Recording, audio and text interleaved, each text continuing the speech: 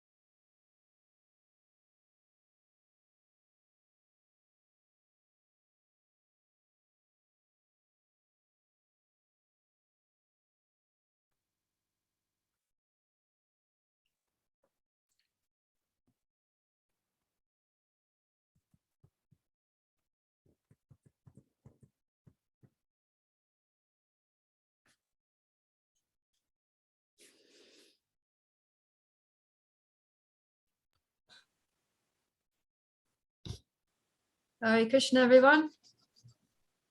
Please. Hare Krishna. Hare Krishna. So I can see your lotus faces. Welcome to today's class. We'll be discussing chapter 1 of the Nectar of Devotion. Om Jnanatimidandasya Gyananjana Shalakaya Chakshur Militanyena Tasmai Shri Guruve Namaha Shri Chaitanya Manovishtam Stapitam Jena Bhutale Swayam Rupa Kadamayam Dadati Swapadantikam Vandeham Shri Gurum Shri Yuta Padakamalam Shri Gurum Vaishnavamscha Shri Rupam Sagrajatam Sahagana Raghunatam Vitam Tam Sajivam Sadvaitam Savadutam Sahitam Krishna Chaitanya Devam Shri Radha Krishna Padan Sahagana Lalita Shri Vishakam Vitamscha He Krishna Karuna Sindhu Dinabandhu Jagatpate Gopesha Gopika Kanta Radha Kanta Namostute Tapta Kanchana Gaurangi Radhe Vrindavaneshwari Krishabhanu Sute Devi Pranamami Hari Priye Vanchakalpa Tarubhyascha Kripa Sindhubhya Evacha Patitanam Bhavanebhyo Vaishnavebhyo Namo Namaha Jaya Shri Krishna Chaitanya Prabhu Nityananda Shri Advaita Gadadhara Shivasari Gaura Bhaktavinda Hare Krishna Krishna Krishna Hare Hare Hare Rama Rama Rama Hare Hare. Right, so let's sing our verse from the Sat Goswami Astakam. Nana Shastra Vicharana Ekanipuno Saddharma Samstapako Lokanam Hitakarino Tribhuvane Manyo Sharanya Karo Radha Krishna Padaravinda Bhajana Nandena Mattaliko Vande Rupa Sanatana Raghuyuga Shri Jiva Gopalako. Somebody please read the translation for that. I offer my respectful obeisances unto the 6 Goswamis. I just want to, just a second, I'm reducing my screen.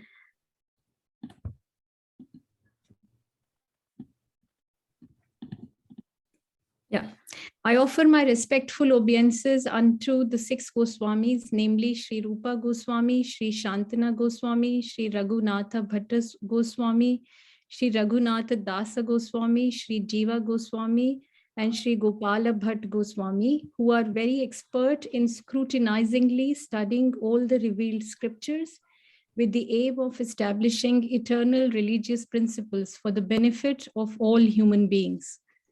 Thus, they are honored all over the 3 worlds, and they are worth taking shelter of because they are absorbed in the mood of the gopis and are engaged in the transcendental loving service of Radha and Krishna.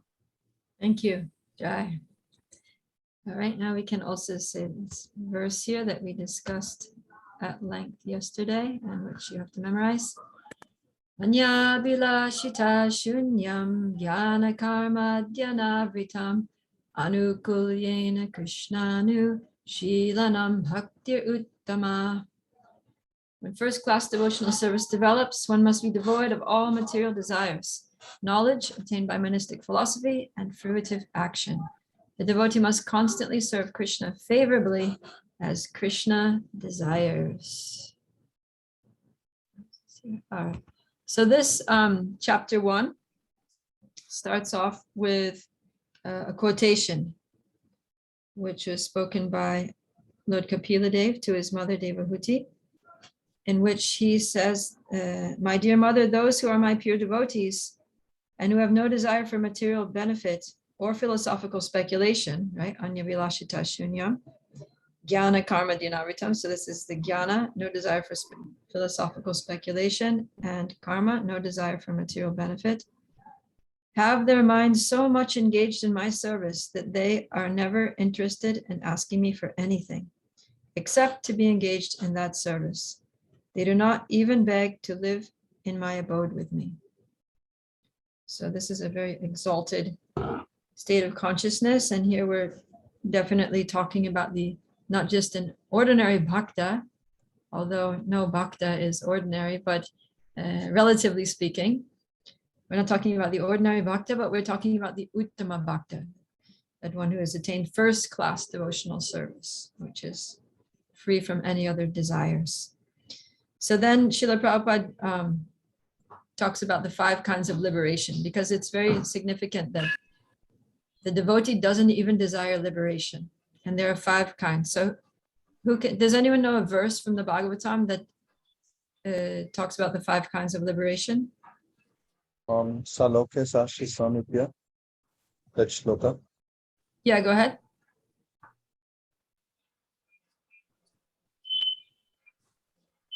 Sarupyam ekatvam apyuta. I forgot the last lines. I have it here.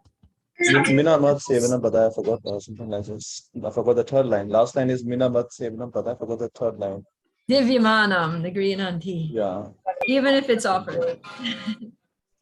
Okay, good. Thank you so much. It's always good to have a pundit in the group. So I learn the shlokas very easily, but I also forget them very easily. That's my experience with learning shlokas. But yeah, so this is 3:29:13. Salokya sarsti samipya sarupyaikatvam apyuta divyamanam nagrinanti vina matsevanam jana. Can everyone please mute themselves, because there's some background noise. So a pure devotee does not accept any kind of liberation. So salokya means living on the same planet, same loka, same planet as Krishna. Sarsti means having the same opulence. Samipya means being a personal associate with the Lord. Sarupya means having the same form as the Lord. And ekatva means merging, becoming one with the Lord. So our acharyas say that this ekatva or sayujya, it's also called sayujya liberation, is like hell, because there's no scope for devotional service. The other 4 are not, they don't exclude devotional service. In fact, they can facilitate devotional service. If you're living on the same planet with Krishna, then you can serve Krishna. If you have the same opulences, you can use those opulences to serve Krishna. If you're a personal associate, obviously you're right there with Krishna, you can serve him. And if you have the same form, then you have an eternal spiritual body that you can serve Krishna with. So those are not necessarily unfavorable. So, but it says here that even if these are offered to a devotee, see the key line, and I don't know why this didn't make it into the translation, but the key here is Vina mat sevanam janaha. What is this? Vina mat sevanam janaha. So Vina means without, mat sevanam, my service. So it's not that the devotee never accepts those 4 kinds of liberation, but they won't be accepted without devotional service. So basically, the devotee just wants service. And whether they serve Krishna in a material body in the material world or in a spiritual body in a spiritual world, it doesn't matter. Whether they serve Krishna, in Krishna's personal association, or they serve in separation, it doesn't matter. All they want is a service. They're just completely attached to the service as Krishna desires. So that's the pure devotional service, right? Anukulyena Krishnanu. That it's not about me and what I want. I just want to do whatever Krishna wants me to do, wherever and however he wants me to do it. So that's pure devotional service. Yes, Aradhya Gadadhar Prabhu. Yeah, thank you, Mataji. Mataji, many times, we hear this thing that a devotee doesn't want anything from the Lord. We just only want to engage in Lord service without any ulterior motives or any expectations. But still, Yeah. when we see some examples like Draupadi, when she asked regarding being saved from Dushasana, or when we see here of Indradyumna Maharaj, he of course had just offered prayers, but he offered prayers specifically at the time when he was being attacked by the crocodile. So Yeah. how to reconcile that? Are these pure devotees? If they are, then why they are taking service from Krishna and asking that Lord to please save me from Dushasana and all those things? Yeah. That's not asking the Lord for service, but that's initiating a loving exchange with the Lord. And that's actually one of the 6 symptoms of surrender to the Lord, is to accept the Lord as one's maintainer and protector. And Krishna, he likes that. That's what to surrender. He wants us to surrender. He asks us to surrender, right? Sarvadharma pratyajya mamekam sharanam vraja. So he wants that sharanam. So what is sharanagati? That's explained, that it's those 6 things: to accept what's favorable, reject what's unfavorable, accept the Lord as one's maintainer, accept as his protector, to be humble, and to offer one's very self and everything one has to the Lord. So that's a loving relationship. Just like if there's a father with his children, and then let's say something happens, a dog appears and starts barking loudly. So the child becomes afraid and runs to the father and grabs hold of the father. So is the child asking for service from the father? You could say yes, but it's not a burden to the father. The father actually takes pleasure in that exchange. The father takes pleasure in feeling that this child is completely dependent on me and sees me as their protector. You understand? Mataji, can I Krishna just likes that. Yes, go ahead. can I just, ask a question just on the same point? So Sure. we also see that, like in the story of Jada Bharat, who never defended when the dacoits were trying to kill him, and so like this contrast is there. Some devotees are asking for Krishna's help, and some devotees are just completely surrendering and not Yeah. doing their even their endeavor to call Krishna for help in terms of any material calamities. Right. So, is it okay to say that none of whether one asks for help or does not ask for help does not affect their status as a pure devotee? It is Either a way, part of your devotional service either ways. yeah. Either way, it's fine, akama sarva kama va moksha kama udaradi tivrena bhakti yogena yajeta purasham param.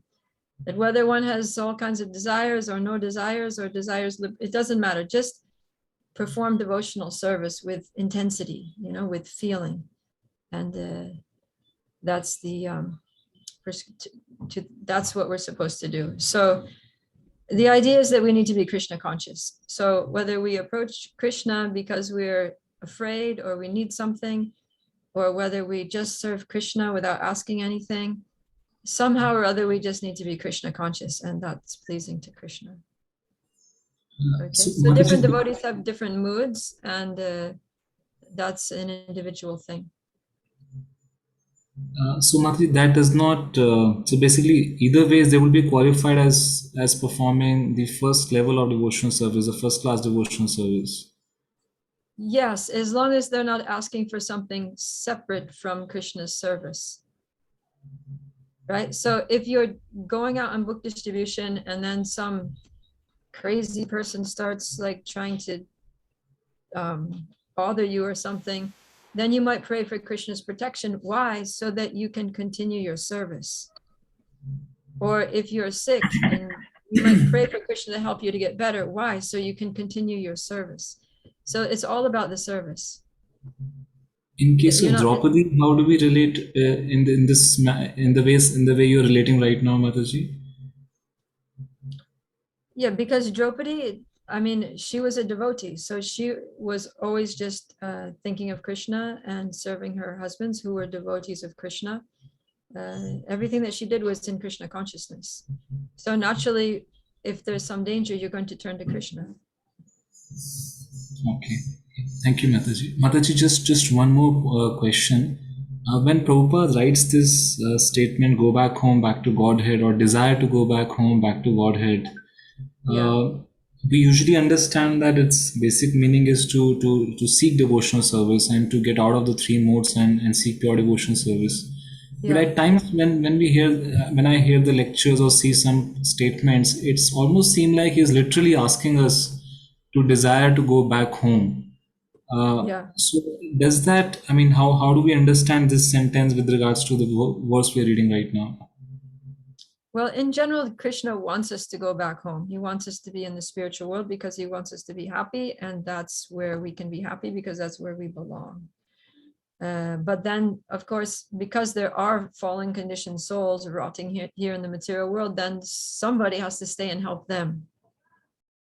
So then the devotee is just detached, Krishna, whether you want me to be there with you in the spiritual world or whether you want me to serve you here in the material world, that's fine. Just let me be Krishna conscious and let me serve you somehow or other, somewhere or other. So Mataji, how do we understand Srila Prabhupada encouraging devotees to desire to go back home? Yeah, because Srila Prabhupada is one of those people who was sent to the material world for that purpose, to reclaim the fallen souls, to bring us back to Godhead. So, if Krishna tells you, go there and get those souls and bring them back to Godhead, what are you going to say? You're going to say, come on, people, let's go back to Godhead. Yes, Mataji. Mataji, the only confusion I have in my mind is that on one side we are saying that this is not the best thing in terms of devotional service. It's not the topmost thing because the devotee does not desire to go back anywhere. He just desires for service. On the Yeah. other hand, we are hearing that Srila Prabhupada is encouraging devotees to desire this, to go back home. So Yeah. this is what I'm just having a little issue in terms of reconciling the two statements. Okay, so for myself, I shouldn't desire to go back to Godhead just for my own peace of mind. Okay, not that I want to go back to Godhead because I can be happy there, because I can have eternal life there, because I can serve Krishna easier there. But seeing that Srila Prabhupada wants us to go back to Godhead, then we should go back to Godhead to please Srila Prabhupada. Okay, if a pure devotee comes and says, you should desire to go back to Godhead, and he's our founder Acharya, then we should desire to go back to Godhead, because that's what he wants. And the reason he wants it is because Krishna wants it. So it's not that I want to go back to Godhead because by my own independent free will, but I want to go back to Godhead to please Krishna and his pure devotee. If that's what they want, that's what I want. And that is what they want. Thank you, Mataji. Thank you so much. Okay. Mataji, just one small little thing. We have a lot to Sorry, cover, so we need to get yeah. going. Go ahead. Just one small thing. Mataji, like there is this categorization or classification in Brihad Bhagavatam. The Prahlada, better is Hanuman, better is Arjuna, and all. So similarly, Yeah. can we say in this same manner that there's Draupadi and there is a Jad Bharat? He didn't ask even in case of a calamity. So can we do this level of?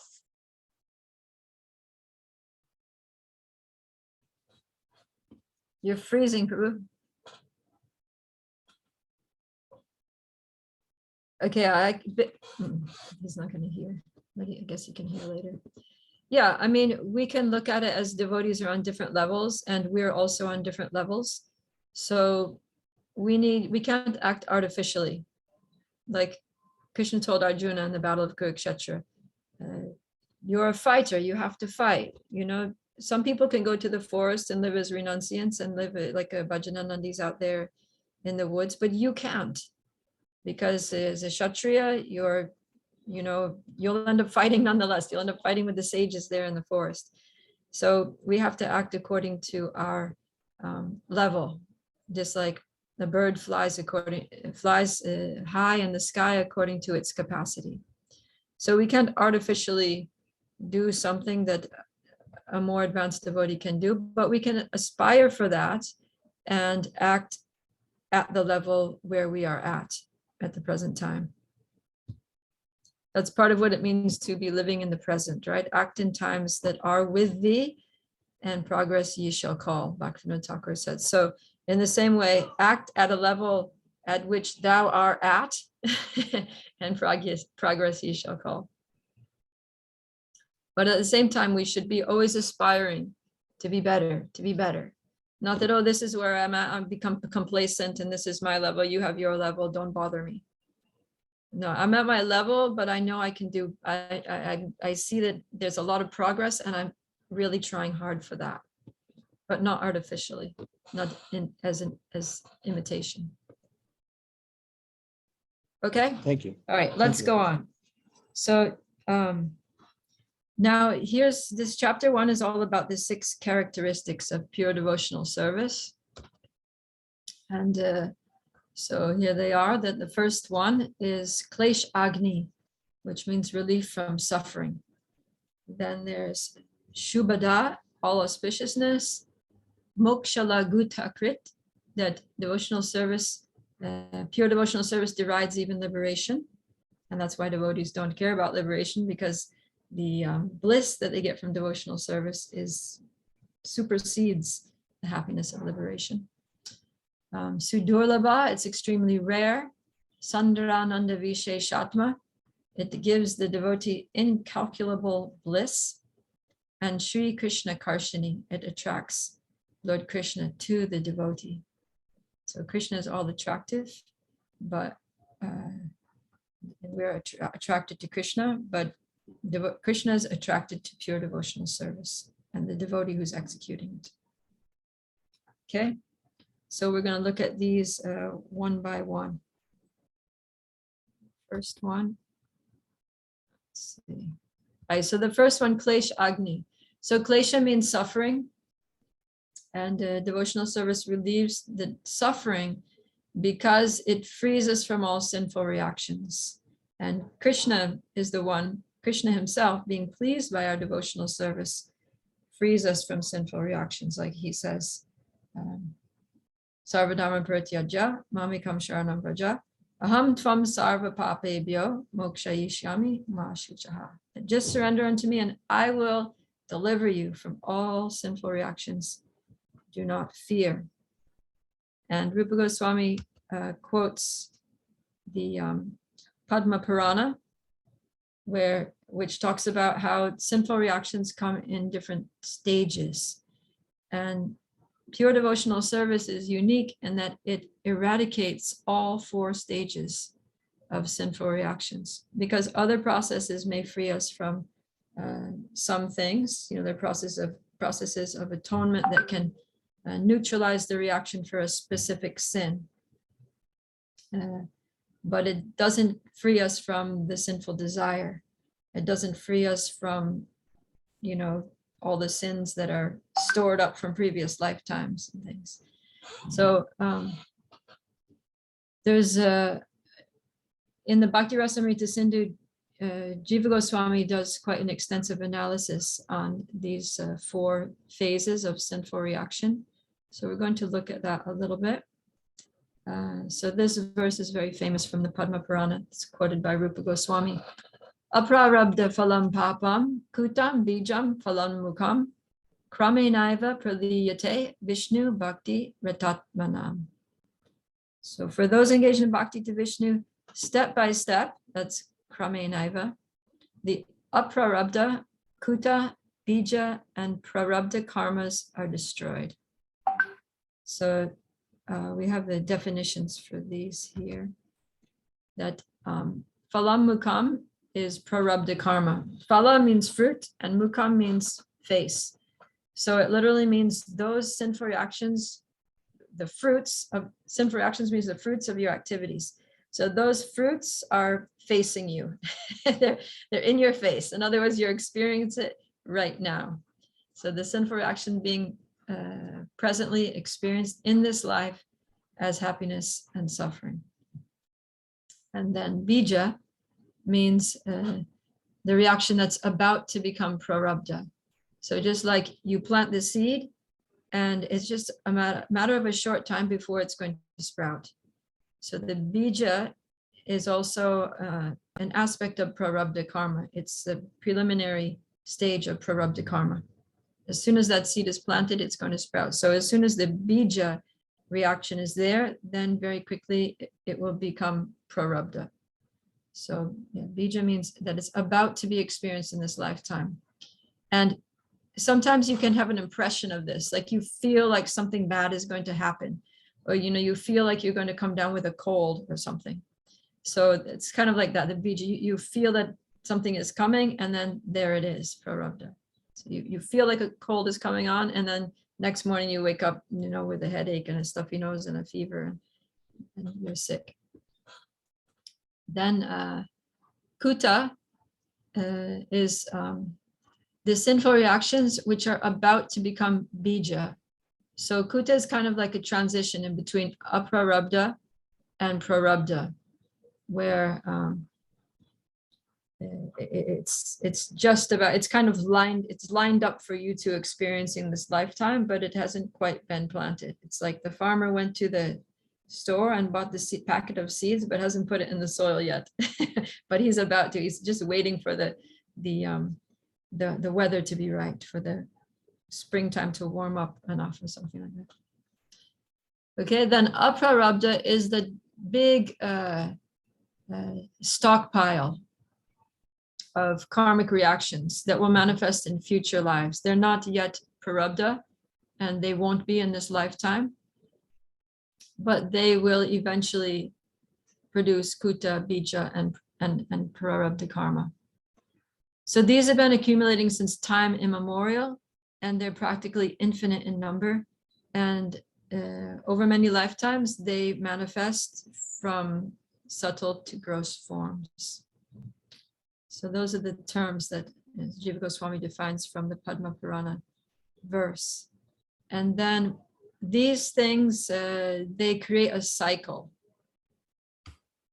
So here's the cycle of sin and suffering, that it all starts with ignorance, with avidya. And then because of ignorance, we come under the influence of false ego, which is a false sense of self, where we forget that we're eternal servants of Krishna, and we think that we're these bodies. We identify with the material mind, and we become obsessed with trying to satisfy our gross and subtle material desires, which are the bijas, or the sinful desires. So we have a sinful desire, and then that leads to a sinful act, because thinking, feeling, and then willing, and then we do it. And then for every sinful act, there is a reaction, but it doesn't come all at once usually. It takes some time. So in the meantime, it's aprarabdha karma, it's unmanifested. And then over time, maybe in a future lifetime even, it manifests first in the seed form, like we just saw in the bijam, and then fully manifest prarabdha, phalamukam, that it's facing you. You're having to face it, you're having to deal with it in the form of suffering in this world. And then the way this becomes a cycle is that that after doing a sinful act, there's some taste, there's some feeling that creates the inclination to do it again. So that inclination to do it again is kutam. And then that creates an even greater desire, which leads to another sinful act. And it just increases our ignorance, and increases our degradation, and increases our suffering. So this is a very vicious cycle that we need to get out of. And the only thing that can get us out of it is devotional service. So we're very fortunate that we've come in contact with devotees and received the Bhakti Lata Bij. We've got a different Bij, right? It's like, this bija is like the seed for a poisonous plant, that's covered with thorns, and, if you go near it, it's poisonous. But the Bhakti Lata Bij is aromatic and sweet and beautiful. So we have to get this seed of a different nature. And we can look at a couple of examples going through this cycle. That if we take the example of a thief. So, Srila Prabhupada talks about the criminal who awaits punishment. So let's say there's a thief, and because of ignorance, he thinks he's the body, he thinks he's the controller and enjoyer in this world. And so he's thinking that the way to be happy is to have material things because he's thinking he identifies with matter. So then he wants material things, and that manifests as anarthas, like lust, greed, envy. He sees someone who has more material things than him, and he thinks, why should that person have it? I should have it. He hates that person. And so he goes and breaks into the person's house and steals something. So that his ignorance and his anarthas and his misidentification led to a desire which produced a sinful act. Okay, so he broke into the house, he stole some of that person's possessions, and he went to hide out. So now he's hiding, he's back at home, and he's thinking, haha, I got what I wanted, I didn't get caught. And so because aprarabdha, it's unmanifest. But Srila Prabhupada says that it's just a matter of time before the police catch up with him, basically. The person calls the police come, they do an investigation, they track him down, and then bija. Okay, so bija is like, he's at home and then he hears the police sirens approaching his house. So he has this feeling that, uh-oh, now I'm in trouble, right? It didn't happen yet, but there's a feeling that something bad is about to happen. I'm just about to get the reaction for what I did. And then the police come, they handcuff him, they take him, they throw him into jail. So then prarabdha follow. Now he has to face the fruits of his misdeed. But so then he serves his time in jail and then he gets out. But because he still has the ignorance, it's because, now we do prison preaching, we give the prisoners Bhagavad Gitas, we get them to chant. So, that's really good. Every prison should have that going on so that when they leave, they don't have the ignorance. And so then there's no kutam, then there's no bijam, there's no papam, and he can actually have a nice life. But where that's lacking, then the suffering alone, although it may cancel out the reaction, the immediate reaction, but it doesn't get rid of the inclination. And because when somebody steals something, there's that thrill, there's the excitement, there's the adrenaline rush, there's the feeling that you can actually get something without working for it. And he thinks, oh, I was stupid, I got caught last time. This time I'm not going to get caught. And so the desire again manifests, he does it again, and it's the same thing. So that's how it becomes a cycle. And Prabhupada gives the example of the person who has illicit sex, gets venereal disease. So the sex desire was there. He performed the act. He didn't immediately get the symptoms of venereal disease, but it took some time. Then he gets it. It's very painful. He goes to the doctor. The treatment is very troublesome. So there's all this suffering. But as soon as he's cured, again, sex desire is there because it didn't go away.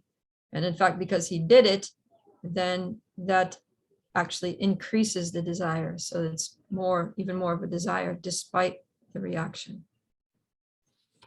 So therefore it's like the elephant's bathing.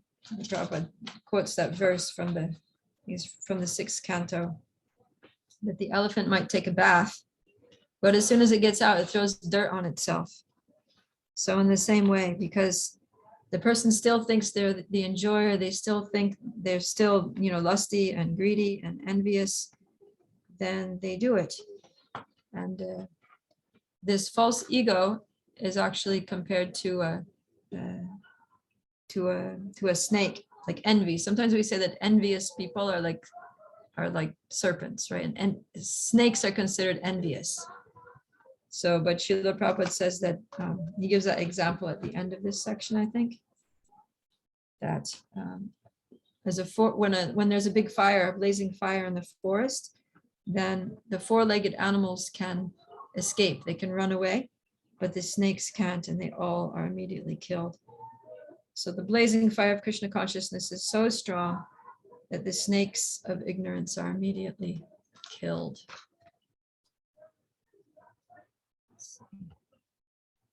Yeah, oh, it's right here. As the forest fire burns up a female snake demon, supreme devotion to the Lord quickly burns up avidya completely by the knowledge, vidya, which accompanies bhakti. Yeah, so from performance of devotional service come causeless knowledge and detachment from this world. Those are two automatic side effects. And that knowledge clears up the ignorance. And so we no longer think we're the controller and the enjoyer. We understand that we are eternal servants of Krishna. And then we can act properly and be happy. Okay, any questions about this first characteristic, Kleshagni?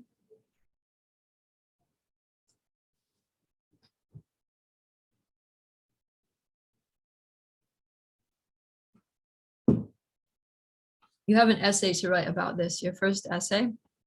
You're writing 2 essays for Nectar Devotion. And the first one is all about this, how devotional service frees one from all the stages of sinful reaction. So now that we've covered this, you can start working on that. Someone had a hand up before and put it down. Did I answer the question or did you give up? Mataji, it was me, but I got the answer after your explanation with examples. Okay, all right, cool. Okay, so then let's go on. So the second characteristic is, oh wait, oh, we didn't finish this yet. There's more for this, good. This will also help you. Okay, so Rupa Goswami gives evidence because Nana Shastra Vicharanaika Nipuno, so Dharma Samstapaka, they scrutinizingly analyzed all the Vedic literature in order to give us the essence and to prove it with Shastric references.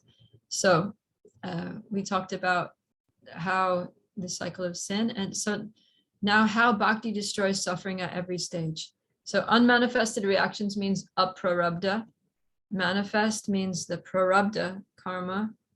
Sinful desires are the bijam and the kutam, you could say. And then ignorance is just the root of it all, the avidya. So then Rupa Goswami quotes from the Bhagavatam, gives examples from Bhagavatam verses to explain how bhakti, pure devotional service, destroys all these things. So we'll go through these. So first of all, Krishna says to Uddhava,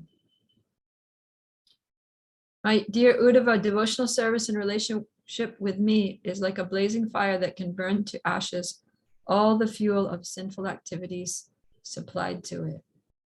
So we were talking about how aprarabdha, the unmanifested reactions from many lifetimes, are like a stockpile.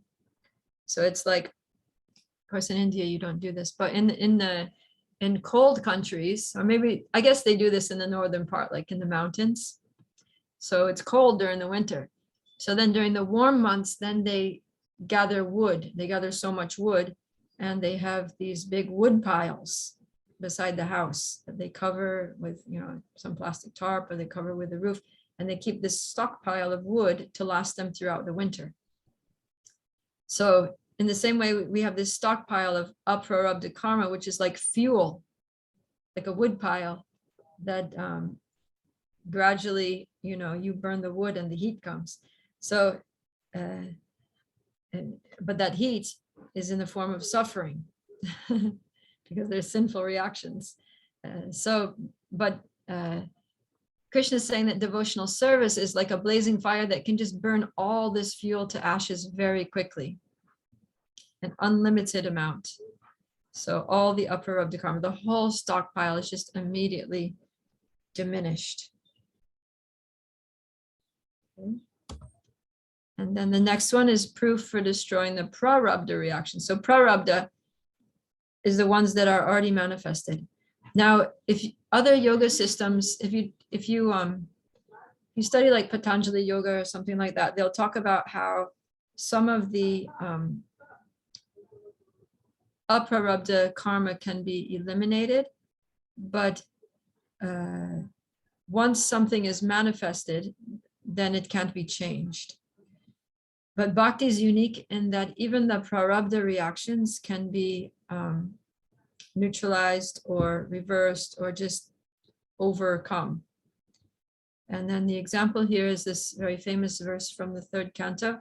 Yanamadeya Shravanana Kirtanad Yat Pravanad Yat Smaranad Api Kvachit Shvadopi Sadya Savanaya Kalpate Kuta Punaste Bhagavan Nudarshanat. That to say nothing of the spiritual advancement of persons who see the Supreme Person face to face, even a person born in a family of dog eaters immediately becomes eligible to perform Vedic sacrifices if he once utters the holy name of the Supreme Personality of Godhead, chants about him, hears about his pastimes, offers him obeisances, or even remembers him.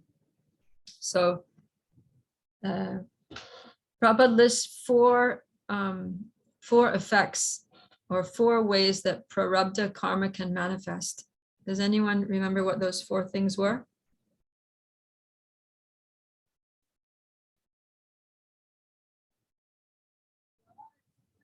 This is one of the questions for your closed book assessment, so you should know it.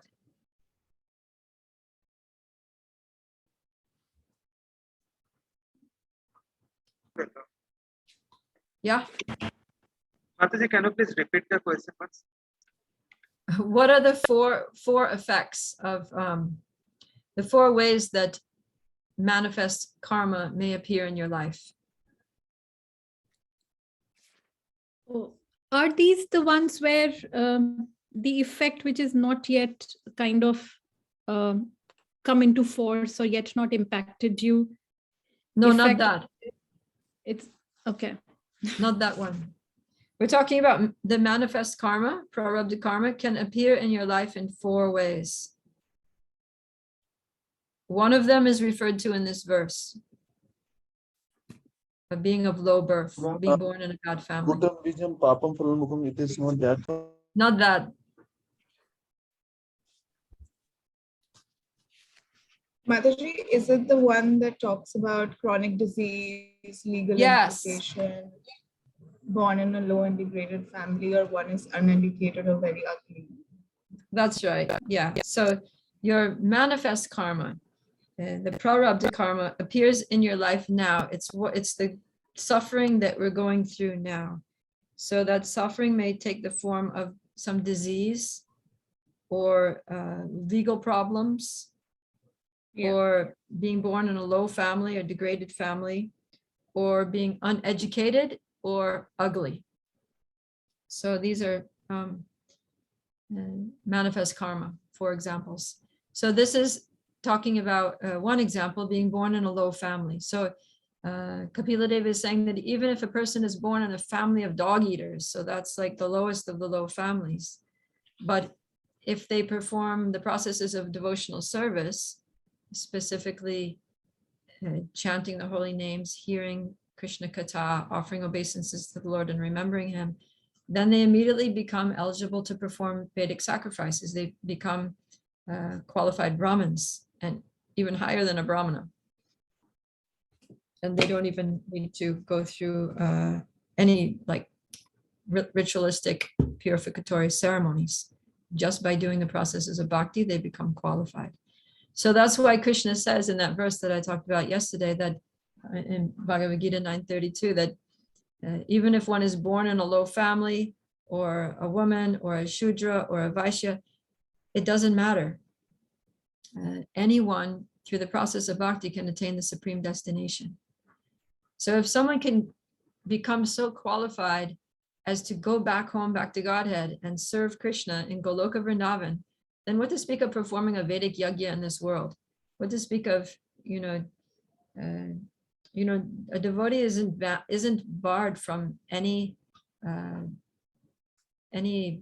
process or practice based on the body, because our bodily situation, which means our birth, our appearance, our gender, it's all related to the body.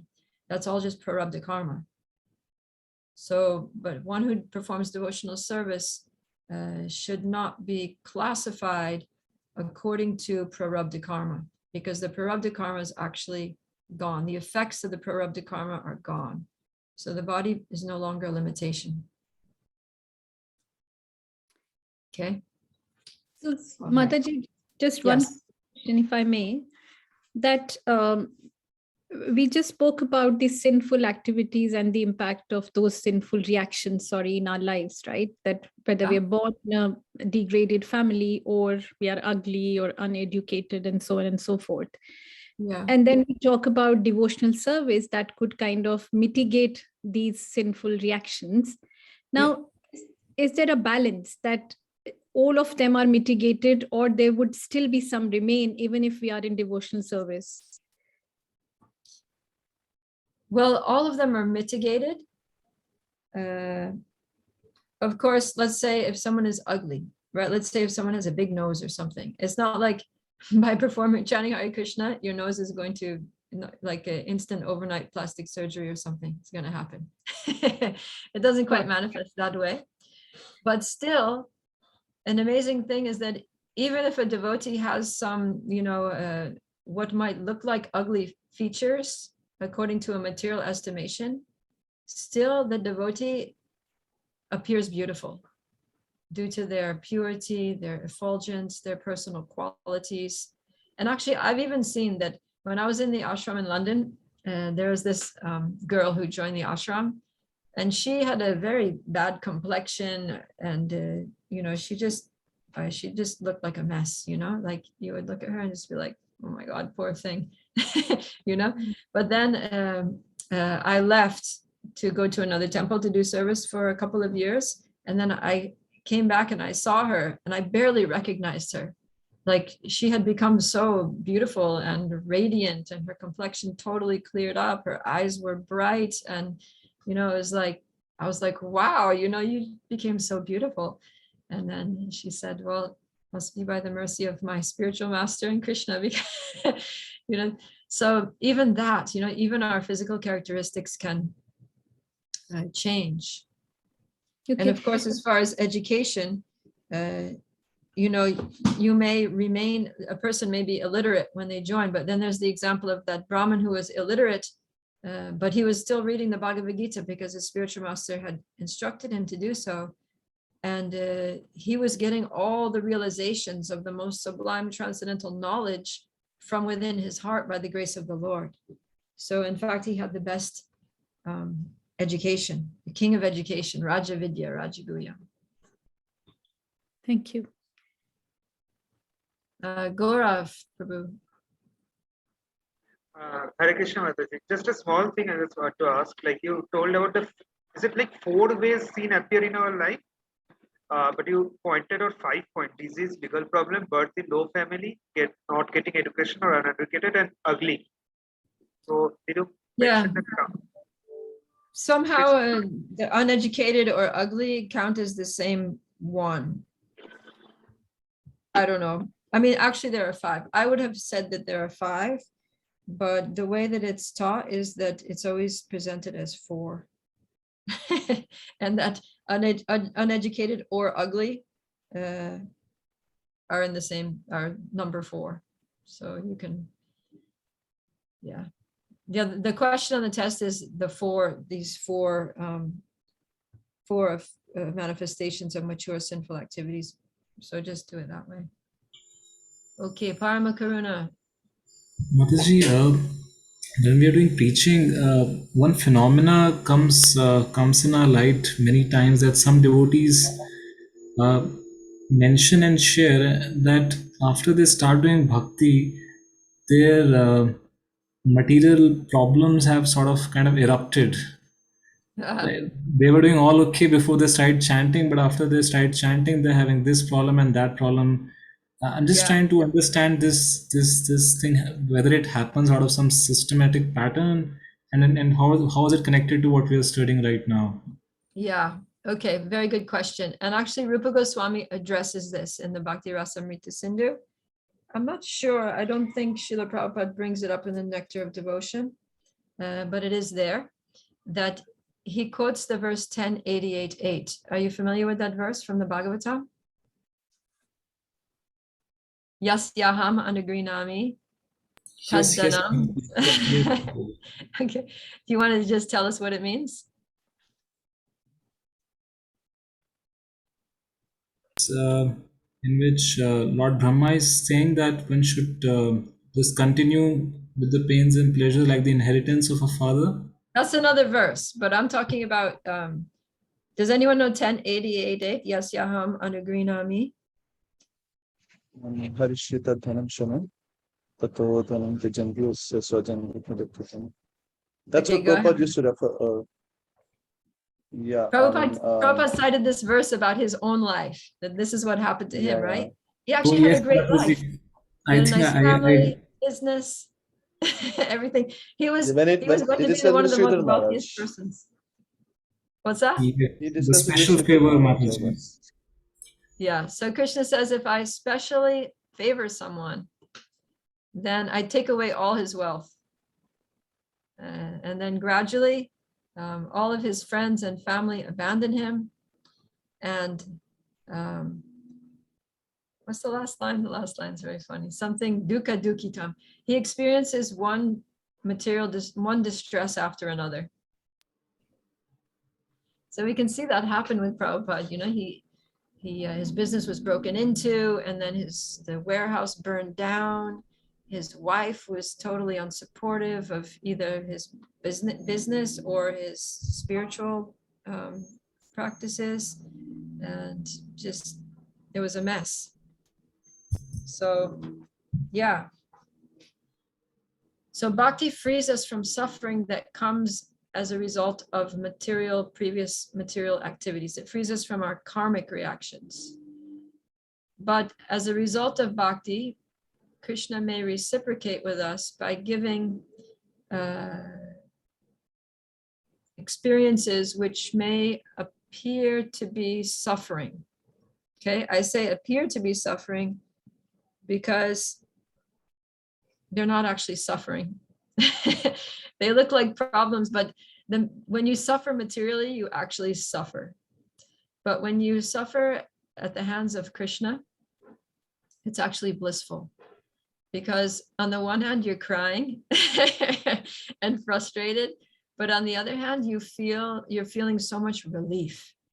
Because those things that Krishna takes away from you are all burdens. They're all things that are just holding you back in spiritual life. They're impediments. He's relieving you of your material impediments so that you can make very speedy advancement in spiritual life. But we don't like it because we're attached to those things. We're attached to the things that are blocking our advancement. So it feels like suffering, but actually when Krishna sometimes has to pry our fingers apart. We're holding on to it so tightly. So it hurts, or he just takes it away. We're like, so it hurts. But then after you're like, oh, wow, so much better now. And somehow, even while it's going on, if you just continue. That's the verse that you are referring to. Tatenu kampam susramikshimano bunjana. What is it? Bujana evatma kritam vipakam hridvag vapuvir vidadan namaste.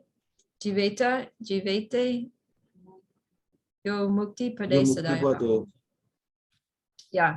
So Rid if we just keep offering our obeisances to the Lord and serving him with our Rid, our heart, Vag, our words, and Vapu, our bodies, like we were talking about yesterday, mind, body, words, engaging those in the service of the Lord, then even though there may be some apparent difficulties, but our future is bright because we're going to inherit the spiritual kingdom. We become qualified heirs to the spiritual world because our father is Krishna. Krishna says, I'm the seed-giving father, and we're going to inherit the spiritual world. So it's all good. I mean, I myself personally have gone through so many difficulties. I've had so many things that I was very intensely attached to, just ripped away. Like I was just in a helpless position and just had them totally ripped away from me. And, it was heart-wrenching and extremely painful and simultaneously blissful. And it just seems that that's the nature of bhakti. That's one of the characteristics of bhakti, is that, you know, sometimes it's compared to drinking hot sugarcane juice. But this is how they explain the pain of separation from Krishna. The pain of separation from Krishna is like drinking hot sugarcane juice, that it's burning your throat because it's so hot, but it's so tasty. It's so sweet that you can't stop drinking it.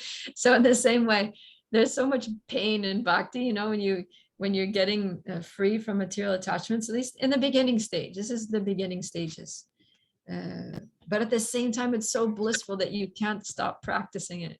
You just can't give it up. So we just have to endure these things with faith. We have to have so much faith that Krishna knows what he's doing. And at these moments, we can't push back. If we try to step back and be like, oh no, Krishna, don't do it. Like if we have to know, we have to be like, okay, this is it. I want this to happen. I know it's good. I know it's Krishna. And keep surrendering more. Just surrender more, and accept it. Accept whatever Krishna does to us with full faith that he knows what he's doing.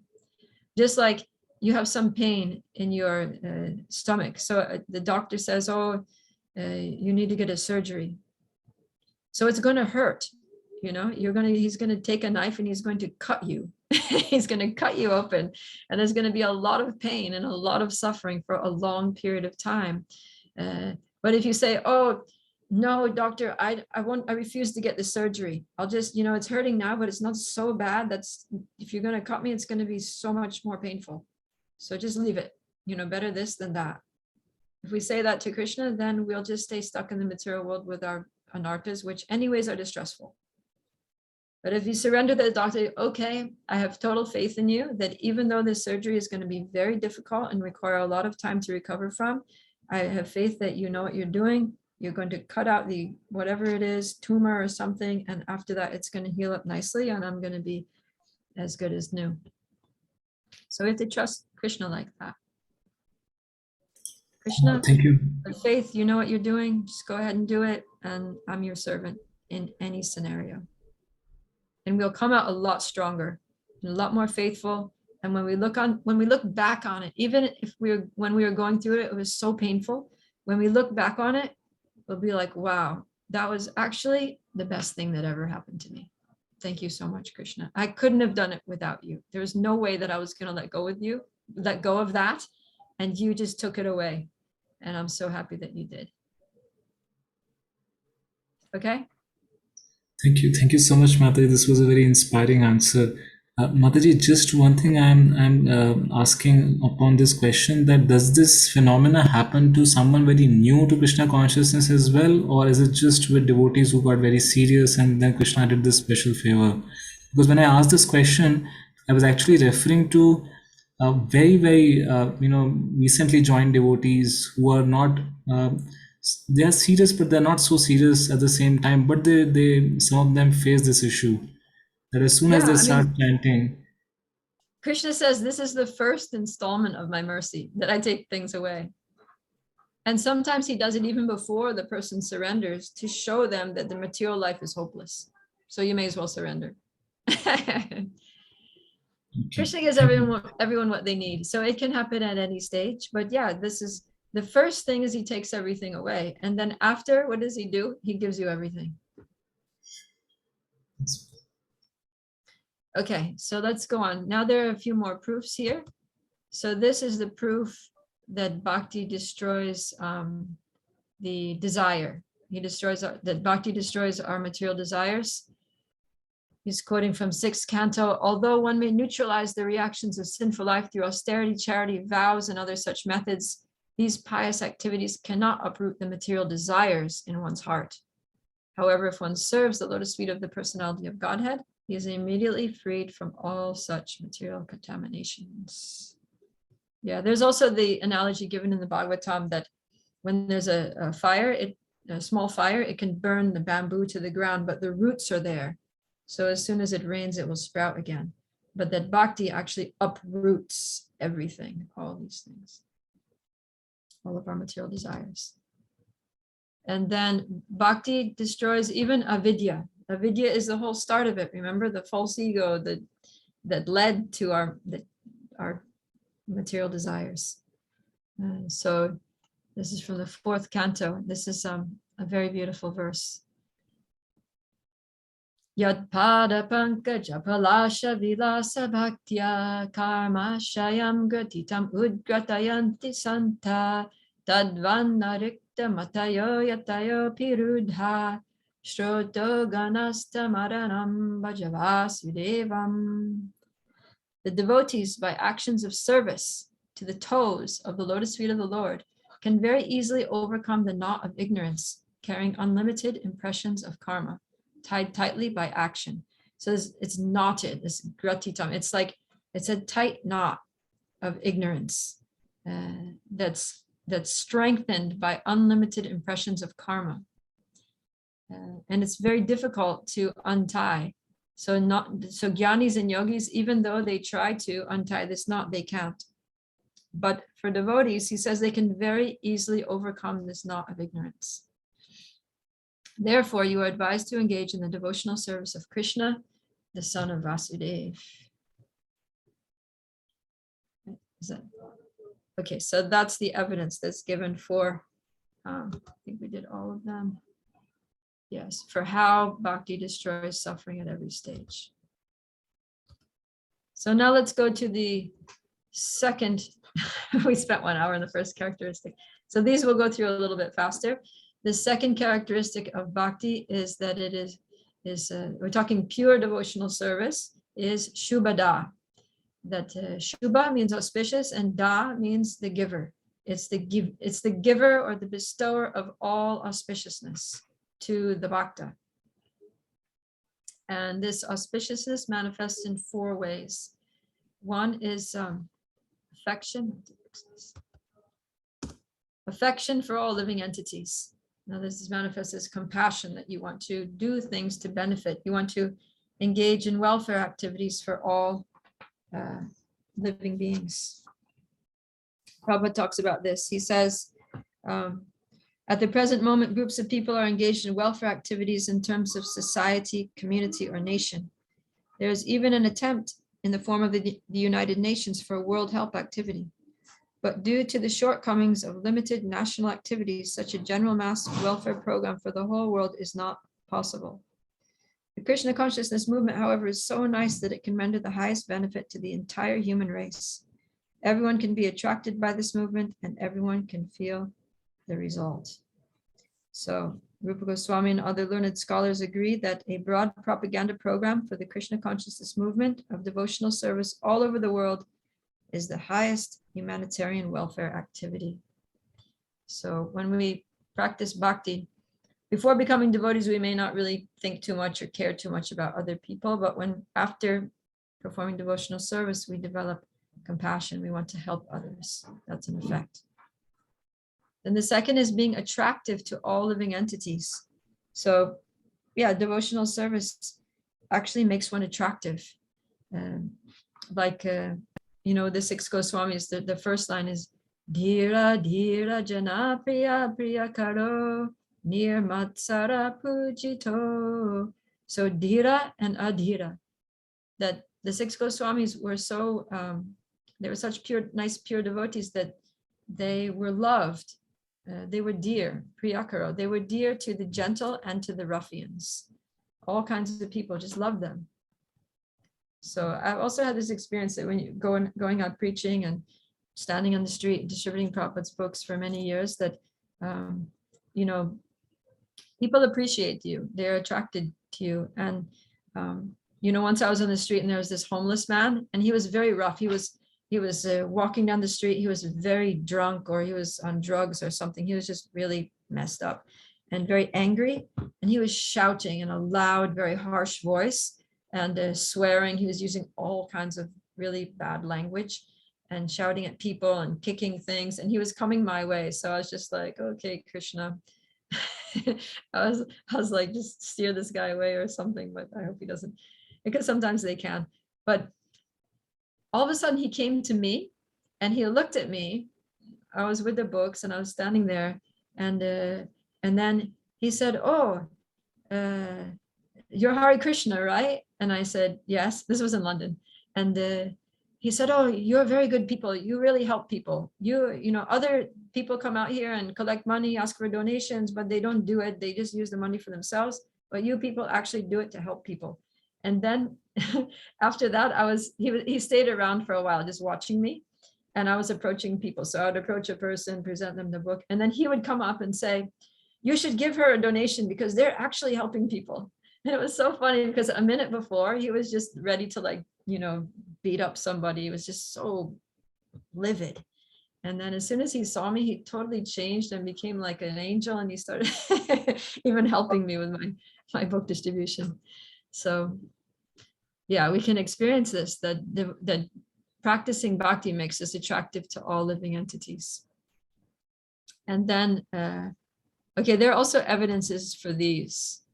So here's he who worships the Lord is pleasing to all living entities, and all the inhabitants of the world, both moving and non-moving, are pleasing to him. So this is from the Padma Purana. And then the next one is that bhakti bestows all good qualities on the practitioner. And this is a very famous verse that Rupa Goswami quotes. Yasyasti bhaktir bhagavatya kinchana sarvar gunais tatra samasate suraha harava bhaktasya kuto mahadguna manoratena sati davato bahi. So one who has unflinching devotion for the personality of Godhead has the Lord and his followers. This is a different translation from Prabhupada's in the Bhagavatam. Has the Lord and his followers along with all their good qualities under his control. But one who is not a devotee of the Lord has only material qualifications that are of little value. He simply pursues temporary material objects motivated by desire. So yeah, the way Prabhupada translates it is that a devotee gradually develops all the good qualities of the demigods. So bhakti is the bestower of good qualities. And then the last one is experiencing superior happiness. That the devotee, the bhakta, experiences superior happiness. Oh, that's there. Anyways, fix that later. So let's see about that. Oh yeah. Here Rupa Goswami quotes Tantra. Astounding mystic powers, material enjoyment, eternal happiness in the realization of Brahman, and eternal bliss from service to the Lord all appear from bhakti to Govinda. So this section here, the Nectar of Devotion on page 10, happiness in Krishna consciousness, that's actually an extension of the Subhada quality, bestower of all auspiciousness, that the fourth way that auspiciousness manifests is in this tremendous happiness, which is, Prabhupada says that he writes that there are three categories of happiness. Happiness from material enjoyment, happiness from identifying oneself with Brahman, and happiness from Krishna consciousness. And Rupa Goswami says here that the happiness of Krishna consciousness includes all these other happinesses. And Prabhupada talks about the happiness from mystic powers. He goes into some detail about all the 8 mystic siddhis and how the results of those siddhis have basically been achieved by modern scientists. So what do we learn from this? What's the conclusion we can draw from the fact that these siddhis have been achieved by modern scientists?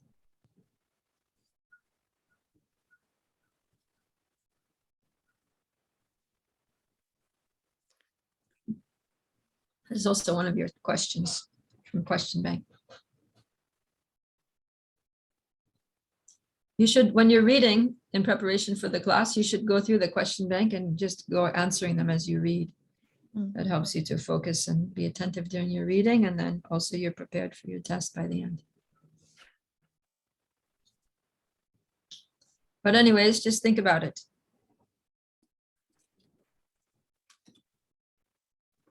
Madhuri, can you just repeat once again that question? Okay, try to pay attention. So Prabhupada describes on the page 11 of Nectar of Instruction how the 8 mystic perfections have all been achieved by modern science. So then what does this tell us about mystic perfections?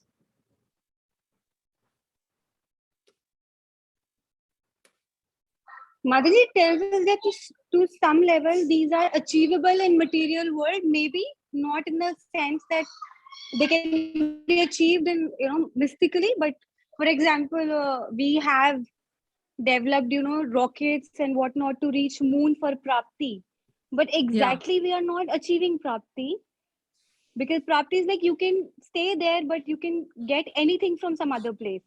Yeah. But we are trying to reach moon, although not in the proper sense. So that way, materially we have achieved it, but not in a proper sense. Yeah. But the point here is that because material scientists can achieve these things, for example, Anima City, that he can enter the stone. So modern scientists, they can excavate tunnels, subways, and all these things. Lagima City, that they can walk on water. Well, of course, we have boats. We don't need to walk on water. Prapti, to get things. Nowadays, we have transportation, logistics, import, export. We can get things from anywhere in the world. So the point is that these mystic perfections are material. They're not spiritual. If we can attain the same things through material means, through modern science, just manipulating the elements, then this is just a more subtle way of manipulating material elements, but it's still material. So we're not after material things. And the happiness that we get from material things is not real happiness. Why? Because we're not material beings. Remember the fish out of water. So no amount of things on dry land will make a fish happy. He needs the water. So no amount of material things is going to make us happy, make a spiritual being happy. We need spiritual happiness, right? That Brahma Sokyam Tvanantam, what we're looking for, not the happiness that's enjoyed by the hogs and dogs. Okay. So, but in any case, even these material mystic powers and other forms of material enjoyment, he says that they all appear from bhakti. So we can get these from bhakti. So we don't need to worry. But the pleasure of bhakti is so much higher. And he says, this is another evidence of the same thing, that, O Lord of the Devas, I again pray to you that I may have firm devotion to you. That bhakti is a creeper which bestows artha, dharma, kama, moksha, and also the happiness of realization of the Lord.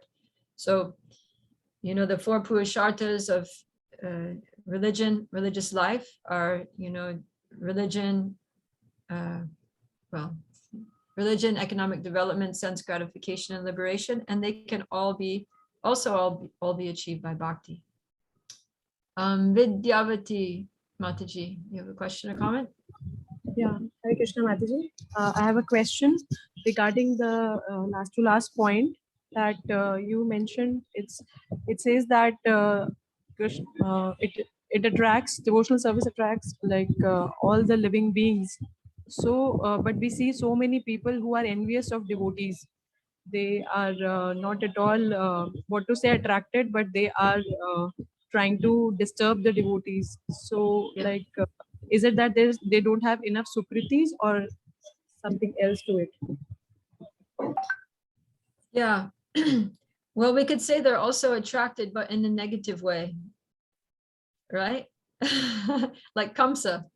He was also always thinking of Krishna, but in an unfavorable way. But still his attention was going. So these envious people, envy is just the flip side of attraction, right? It means that person has something that I want, but I don't have it, so I hate them. So when we go out in Harinam, for example, and people see us happy and dancing and singing, and we have, we're with a bunch of people, we have friends, it's like a party, it's like a street party, everybody's in ecstasy. Then why would someone hate you for that? Because you have something that they want, but they don't have, and they don't know how to get it. So they think, oh, I can't be happy, then you shouldn't be happy, so there's something wrong with you. You're too happy. So it's just It's just a negative manifestation of attraction. Right? Like if you have a nice sports car, I become envious of you. Why? Because I'm attracted to your sports car. I'm attracted to you in the sports car, but I hate you because I don't have what you have. You see what I mean? So that's the nature of envy, that it's totally actually like counterproductive to one's own life. Because if somebody has something that you want, then you should just go and be like, hey, you guys are so happy. You people are very happy. How can you teach me how to be happy like you? But their envy doesn't allow them to do it. Ruchi Gupta Prabhu. Hare Krishna Mataji, Pranam. So Mataji, the answer for question number 13 would be that they indicate that they are material, that's it. Or Yeah. do we need to write something else also? That's okay. I mean, that's what I would write, that they're material and therefore they're not desirable. Because some people think that mystic cities are spiritual. Like if someone has mystic powers, they think it's spiritual. Like Sai Baba, he can produce ashes from his hand. He must be God. Like how does that make a person? It's not even spiritual to speak of God. Okay. Thank you. So bhakti can give us all these things, and it can give us the results of dharma, artha, kama, moksha. But then the next characteristic is moksha lagatu krit. Moksha laguta krit.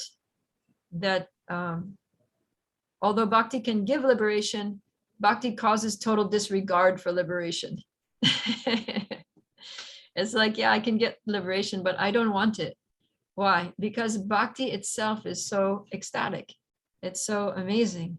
And liberation, like there's that verse that's from the Chaitanya Charitamrita that for a devotee, moksha comes to the door, is standing at the door with folded hands, asking, how can I serve you?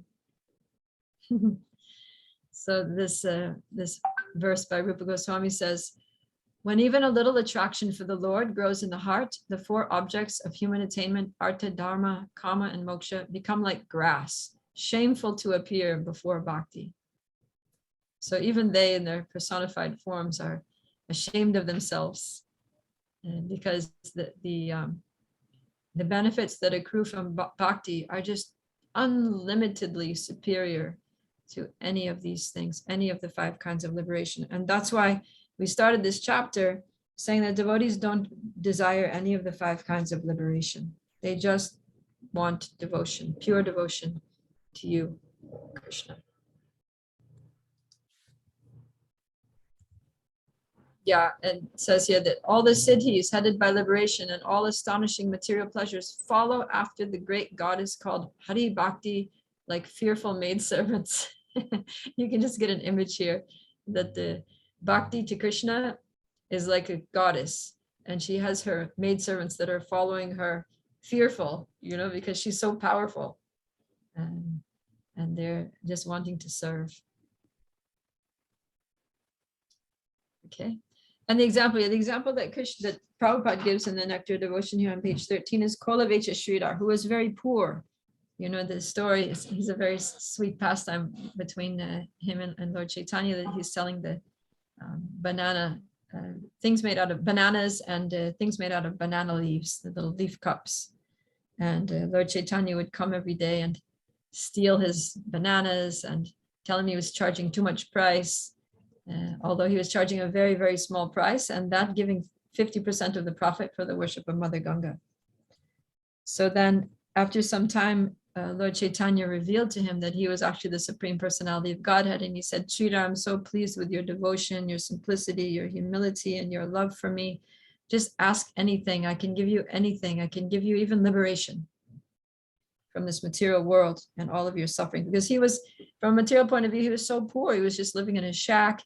He had one pot, this old, rusted, broken iron pot that he used for everything, from cooking to bathing to, everything. He said, I don't need anything. I don't even care for liberation. All I want is that you keep coming to my stall in the market and keep stealing my bananas until the day that I die. like that. You just keep blessing me with your darshan and like that. So yeah, in the Narada Pancharatra, it said that any person who has developed even a small amount of devotional service doesn't care a fig for any kind of happiness, from religiousness, economic development, sense gratification, or the 5 kinds of liberation. They don't even, these desires for these things don't even dare to enter into the heart of a pure devotee. So that's moksha laguta krit. And then the next thing is sudurlabha, that devotional service is very rarely obtained. So why is devotional service so rare? If Krishna wants everyone to be a pure devotee, and devotees, preachers want everyone to come to pure devotional service, then why is it that it's so difficult to come to pure devotional service? So a couple of reasons are here. That one is that we can't obtain pure devotional service by our own efforts. No matter what we do, how hard we try, we can't make ourselves pure devotees by our sadhana, by our service, by our prayers, by anything. We can't do it on our own power. It only comes by Krishna's mercy.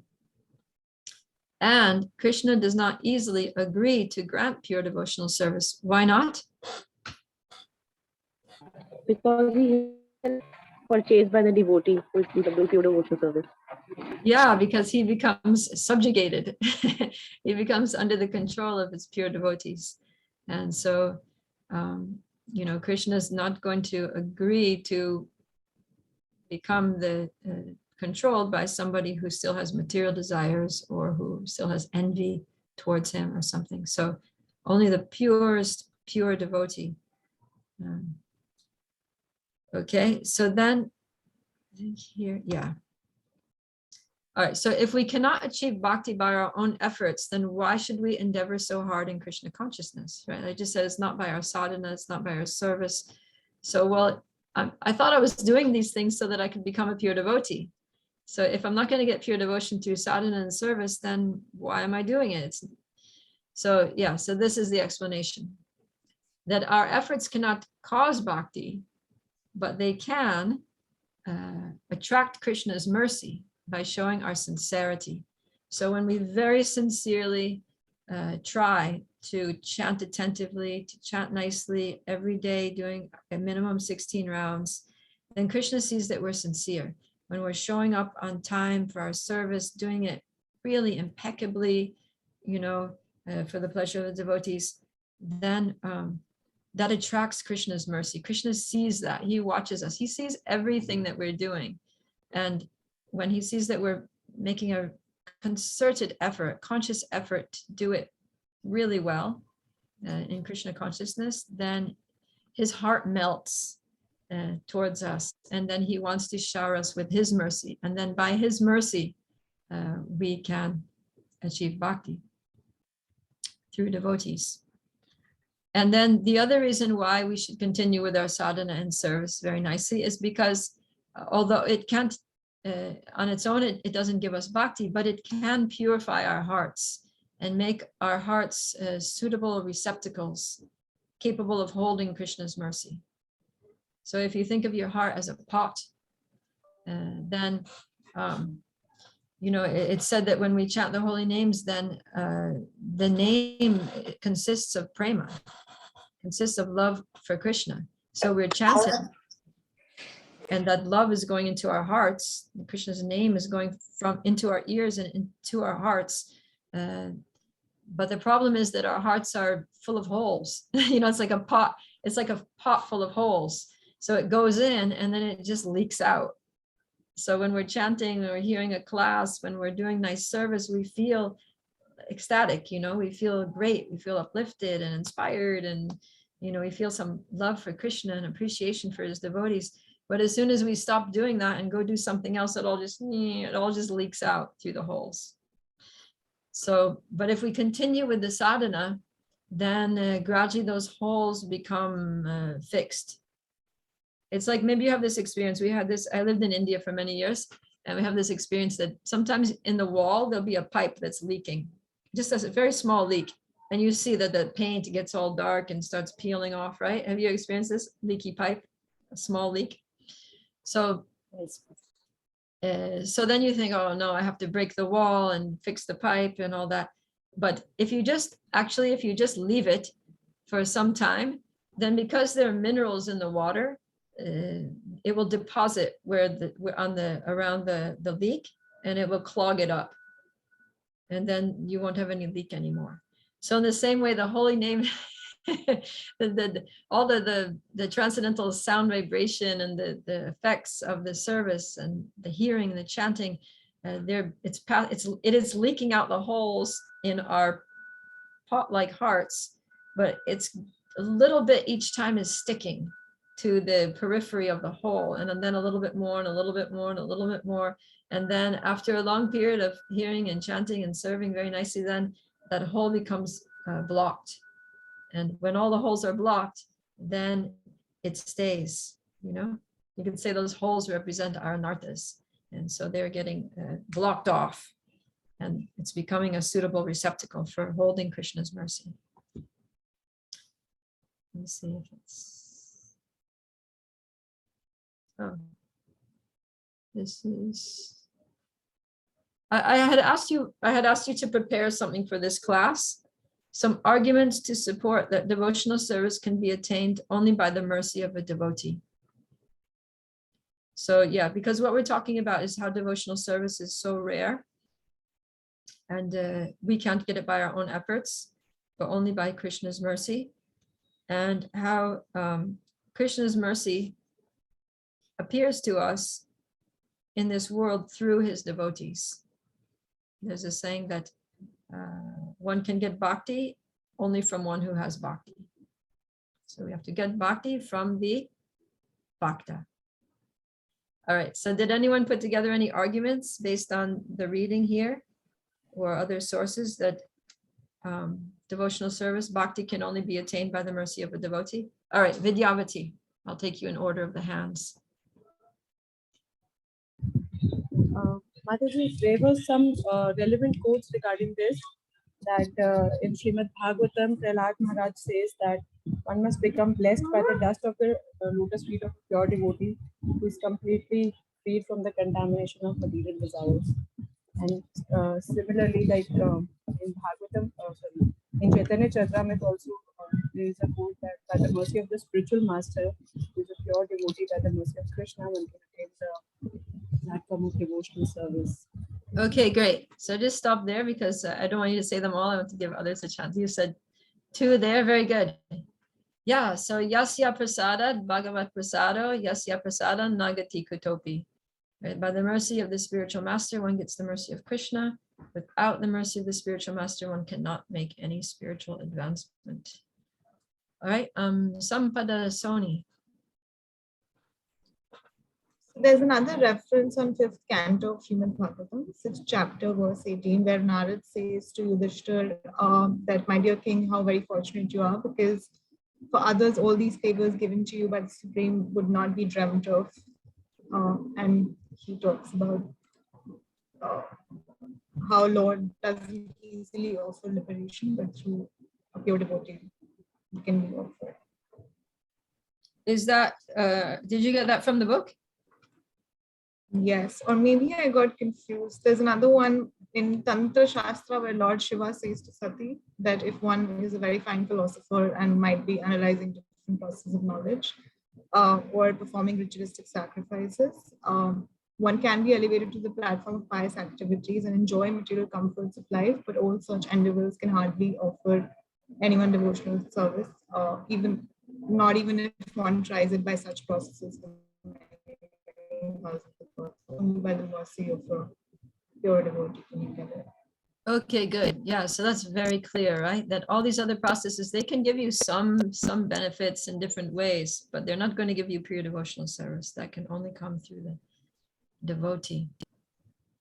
All right, let's take, Priya Satyabhama, you haven't spoken. Mataji, so the Guru Vandana's first says Shri Guru Charana Padma Kevala Bhakati Sadma. So which means I can attain devotional service only if I surrender unto the lotus feet of my spiritual master. Yeah.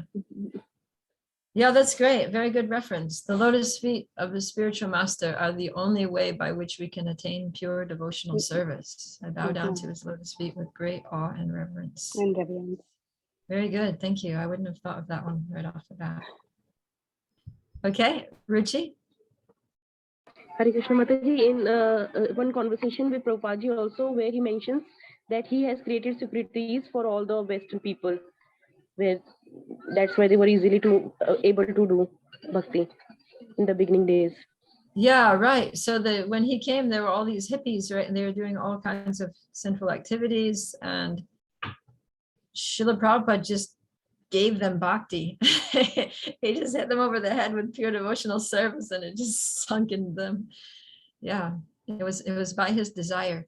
You know, and that's a very important point, because we're talking about how, you know, by Krishna's mercy, and how Krishna's mercy comes through the pure devotee. So the thing is that even if an individual may be unqualified, but if a pure devotee has a strong desire to make that person a devotee, then Krishna will honor the desire of his pure devotee and make them a devotee somehow or other. And that actually happened, you know. I'm here in Gainesville, and we serve prasadam every day at the temple. So there was this one boy who started coming every day for lunch, and he was from a Christian background, and we would just start to talk to him, and me and the other Mataji who works at the prasad counter, we were thinking he's such a nice boy. He's very sweet, very respectful, well-mannered. I really hope he becomes a devotee. So then we both, in the other Mataji, she said, I also want him to become a devotee. So then every day he came. His name is Nick. Every day he was coming, and he would come, he would get his lunch, and we wouldn't preach to him. We would just kind of serve lunch and, you know, talk about, you know, just make conversation. It's kind of, you know, whatever, general conversation. And then, but then he would go away, and we'd be like, Nick's going to become a devotee. Yeah, Nick's gonna, we just kept saying that and desiring it. And then he started coming to the programs, and we had a japa retreat. He came to the japa retreat. Now he's chanting japa. He comes to morning program every day from Mangalarti all the way to class. He's a student at the university. He's studying finance. And then recently we just had a trip where we traveled to different temples all the way to New Vrindavan and Washington, D.C. temple, and many temples up the east coast of the USA. And he came with us for a whole week. So Nick's becoming a devotee. Not that I'm a, you know, Srila Prabhupada, but somehow or other, the two of us, you know, we were both intensely desiring. We just focused on this boy. We want this one to become a devotee, and Krishna reciprocated, fulfilled our desires. And it's just amazing to see, you know, the transformation, Krishna's mercy. Okay, Tarun Prabhu. Yes, Mataji. Mataji, as you were speaking, I was remembering the past time where Gopinath Acharya wanted Sarvabhauma Bhattacharya to become a devotee. Yeah. And similarly, like as the topic is that devotees, by the mercy of devotees, one can attract the mercy. Like a person can become a devotee. So similarly, devotees wanted Raja Pratap Rudra to get the mercy of Chaitanya Mahaprabhu. And they only told him that you pick up the broom, and then later that Chaitanya Mahaprabhu will be resting in the garden, and you should go there. And similarly, one more thing, in the Ohe Vaishnav Thakur, it is said that Krishna se tomar Krishna dite par tomare shakti aaj. That Krishna is yours, and it is your will, and only Excellent. you can give it to us. Thank you. I love that song. That's one of my favorite songs. I love that line, that Krishna is yours and you can give him to me, for such is your power. I'm simply running after you, calling Krishna, Krishna. So yeah, and just see, you know, like those of us who are practicing Krishna consciousness, even though we may not be pure devotees yet, but we can actually, to some extent, induce Krishna to bestow his compassion on a particular fallen soul, you know, by praying for them, by desiring it, by just stating affirmations about that person. You know, I do that all the time. You know, sometimes when I'm chanting japa, I used to chant I used to pray to Krishna, please let me chant attentively, please let me have taste for the holy names, like that.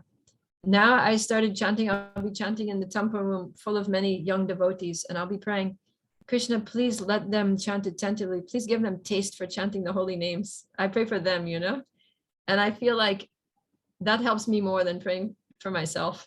And it also at the same time, it helps others because they actually do get a taste for the holy name. So I remember that because I read a quote that in Kartik, if you offer a ghee lamp, you make so much advancement. But if you offer a ghee lamp on behalf of someone else, you know, as you say, Krishna, I'm doing this for this person so that you'll bless that person, you get 10 times the amount of advancement from offering on behalf of someone else as you get for offering from yourself. So I kind of extended that, I extrapolated that to whatever we do, whatever we pray for our own advancement. If we pray for others, we get more advancement. And it also, it nourishes our compassion, and it puts us in the mood of Srila Prabhupada and Lord Chaitanya. Okay, Parama Karuna Madhava. Mataji, Hare Krishna, I have a question actually. Yeah. My question is, Mataji, so what we are understanding is that bhakti is really achieved and pure devotees are fully empowered to bestow this bhakti. Now, one very subtle confusion I'm having in my mind is that is there some science to it as well? Or, I mean, for example, the pure devotees are traversing this earth, they're moving around, and wherever they are going, they are distributing this bhakti. Yeah. But is there some science to it also as to who would receive this bhakti from pure devotees? Generally speaking, you know, because Krishna says that those who have performed pious activities in this life and previous lives, whose sinful reactions are eradicated, who are free from the dualities of delusion, they can perform devotional service with determination. So from that verse, we learn, from studying that verse, we learn that, you know, piety and purity, they help, but they're not prerequisites for bhakti, because that purport's very interesting. And like, probably, I don't know if you've done this yet. I don't think you've done this part yet, but usually there's an essay that's just on that verse and understanding the relationship between how Sukriti, or, you know, punya is a qualification for bhakti, but then it's not totally necessary, because the mercy of a devotee can just, like, you know, it's way better than any kind of material Sukriti that you have. So, but the benefit of having some Sukriti, of being a pious person, of being a good person, a religious person, person of character, is that a devotee is more likely to see you as an object of mercy, right? Like this boy, Nick, that I was talking about. The reason that we wanted him to be a devotee was because he was so nice. He was so sweet. He was friendly. You know, he would always, you know, be very grateful for the prasadam, and, you know, he would talk to us in like a nice, sweet, I don't know, he was just very pleasing. Like, we were just pleased by his character and his attitude. So we were like, we want him to become a devotee. Many people, hundreds of people come and get prasadam, and some of them, they don't really pay much attention to us. They just, you know, they just come, get their prasadam and go, and they totally ignore us. Or, you know, some people are even annoying. But this boy was just so sweet, you know. And why was he sweet? Because he's pious. You know, later we learned about his family. His mother and father are really good Christians. You know, they stay together. They have a nice family, and, you know, like that. So, so we saw him as a suitable recipient of our mercy, I guess you could say. So that's the benefit of piety, that it warms when a devotee sees a nice person, just like when you go out preaching, right? If you see somebody who's like really crazy and just, I don't know, they just look really low and despicable. I don't know. It's like, you might be in the mood of Lord Nityananda, but if you do, you might also get hit in the head with a clay pot. You know what I mean? So, like, generally we're going to go for the ripe fruits. because it's like a low hanging fruits, the ones who look like, okay, this one can become a devotee very easily because they're already a nice person, they're already spiritually inclined. Does that answer your question? Yes, yes, Mataji. Mataji, just one more point. So in ISKCON and with the devotees that we see around, we see very nice, sincere, simple-hearted devotees, but we see with some have a very big heart to serve Vaishnavas and to fulfill their instructions, and some are also fulfilling instructions, but they're not as anxious, or let's say as spiritually passionate to serve the instructions of various senior devotees. So what leads to this change in the the level of inclination to serve pure devotees, Yeah. and assuming that they're all nicely connected to Krishna with equal heart? Yeah, the thing is that we're all coming from different starting points. Like we don't know what people did in their past life, but we can have some indication based on what you just said. That in a previous life, somebody may have made a lot of spiritual advancement.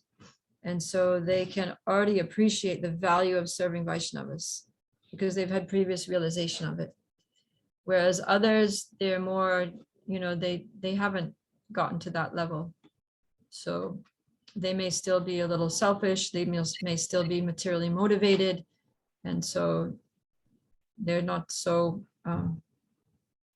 they're just not on the same level. That's all. But it's okay. As long as they're connected to Krishna, they're going to be elevated gradually. It's like there's 4 different kinds of people that surrender to Krishna, right? The distressed, desire of wealth, the inquisitive, and then the one who just really wants to know Krishna. So they're not all the same. And Krishna says that. He says all of them are great souls, but the jnani, the one who really just wants to know me and doesn't want anything from me, that person is the best. He's the most dear to me. So yeah, all are devotees, all are approaching Krishna, all are trying to serve, all are chanting, following the process, but they're not all the same. So that's why we also have to distinguish, there's so much about, in the Nectar of Instruction about, distinguishing between the Kanishta, the Madhyam, and the Uttama Adhikari, and then interacting with them differently according to their level. That one, we respect from a distance. The other, we pay our obeisances to, and the Uttama Adhikari, we serve and worship. So like that. Okay. Thank you, Mataji. All right, so we're still talking about rare. We still have 2 more things, but here's a quote about rare. That's from the Skanda Purana. No. Okay. My dear king, the supreme person Mukunda is actually the maintainer of all the members of the Pandava and Yadu dynasties. He is your spiritual master. Oh, this is from Bhagavatam. He's your spiritual master, worshipful deity friend, and the director of your activities. To say nothing of this, he sometimes serves your family as a messenger or a servant. This means that he worked just as ordinary servants do. Those engaged in getting the Lord's favor attain liberation from the Lord very easily, but he does not give bhava bhakti at all times. Okay, so this is a good example of what happens, how Krishna responds, or how Krishna reciprocates in loving exchange with someone who has bhakti. And here actually Rupa Goswami, when he's talking about Sudurlabha, this is a characteristic of bhava bhakti. We'll talk about this tomorrow. So the bhakti, which is very rarely achieved and which brings Krishna under his control, is not sadhana bhakti, but it's bhava bhakti. So anyone can take to sadhana bhakti, it's not that difficult. But bhava bhakti is very rarely attained. And it's bhava bhakti that brings Krishna to, drive Arjuna's chariot, to act as Yudhishthira's messenger, like that, to carry Nanda Maharaj's shoes on his head. That bhava or prema bhakti that make Krishna the devotee's menial servant. Okay, so that's an important thing to understand. We'll talk about that tomorrow. Let's see if I have any more slides. Maybe not. Okay, that's the last slide. Okay, so what we're going to do now is go on to I didn't get a chance to put all these in the slide, but I'm going to just show you directly from the text. For the last two.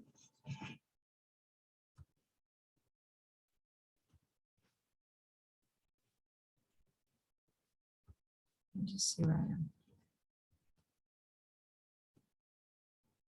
This is Bhakti Rasamrita Sindhu. Okay, so the next one is, oh, here we are. Sandrananda Visheshatma. That Bhakti is composed of a special condensed bliss, right? And the first we saw it as incalculable bliss. So happiness which just can't be calculated. It's inconceivable.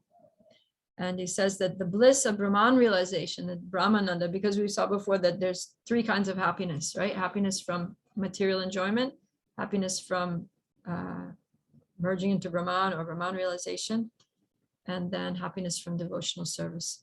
So the bliss of Brahman realization accumulated by samadhi lasting for half of Brahma's life cannot compare to one drop of the ocean of happiness of bhakti. How long is Brahma's life from Bhagavad Gita? Did you learn that?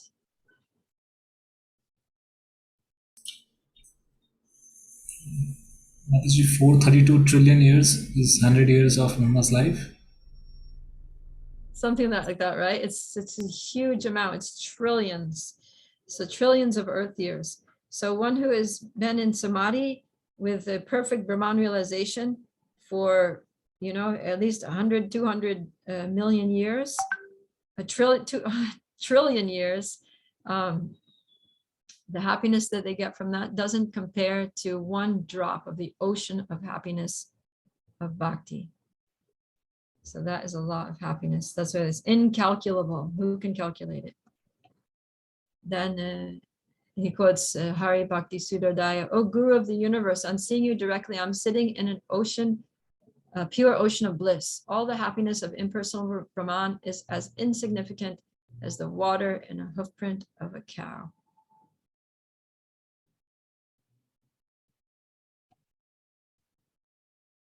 And he quotes, "Some fortunate people play in the sweet ocean of your topics and enjoy the greatest bliss. They consider the happiness from Artha, Dharma, Kama, and Moksha to be insignificant as grass." We had a similar one like that before.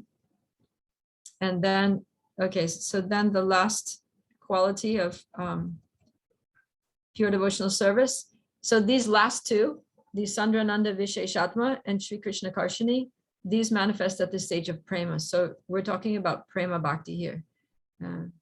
That the happiness of prema bhakti is this incalculable, that's inconceivable.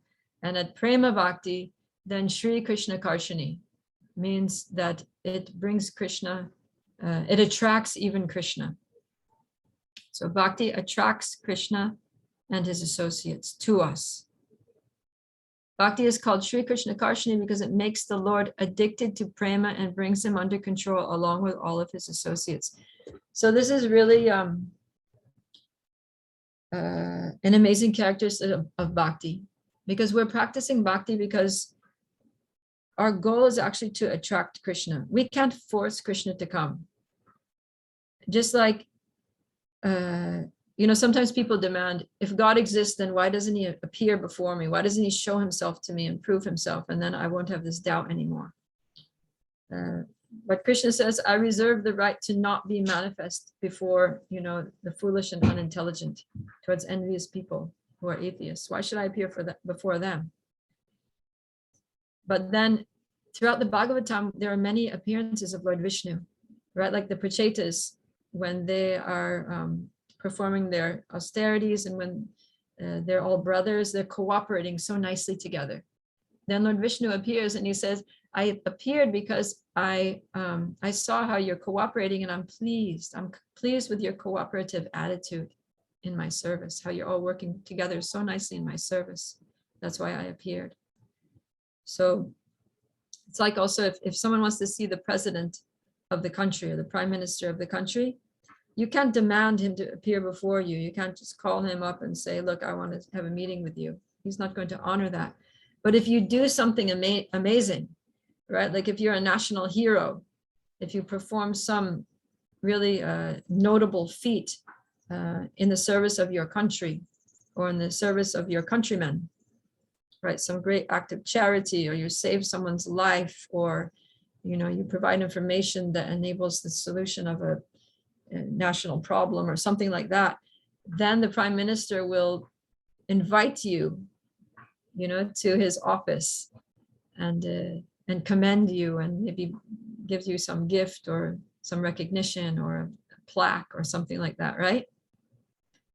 So in the same way, we can't force Krishna to appear, but we can attract him by doing some notable thing. Generally, the main way to attract Krishna is by pleasing his devotees. That's why the relationship with spiritual master is so important, and we need the association of devotees for many ways. But it's by pleasing the devotees that Krishna becomes attracted. By working nicely together with devotees, cooperating in the service of Krishna, that Krishna is attracted, and Krishna will be present in different ways. He'll manifest himself in our hearts and in our minds along with his associates. So that at the stage of prema bhakti, when you're chanting, when you're in kirtan, you're actually having visions of Krishna. Krishna is actually coming, your chanting is attracting, your consciousness is attracting Krishna to come along with his associates, and you're able to see his pastimes along with his devotees within your mind, within your heart, while you're performing service. So this is a very high stage of bhakti, prema bhakti. Yeah, we can see what Jiva Goswami says. Because prema is attractive to Krishna, akarshana, he is called prema bhajam, addicted to prema in his devotees. The word Shri and Shri Krishna Karshani indicates Priya Varga Samanvitam along with his dear associates. So yeah, Krishna is attracted by the prema. He's attracted by love. That's why he says, Patram pushpam phalam toyam yo me bhaktiya prayachati tadaham bhakti paritam ashnami prayatatmanaha. One offers me with love and devotion a leaf, a fruit. If one offers me with love and devotion, a leaf, fruit, flower, or water, I will accept it.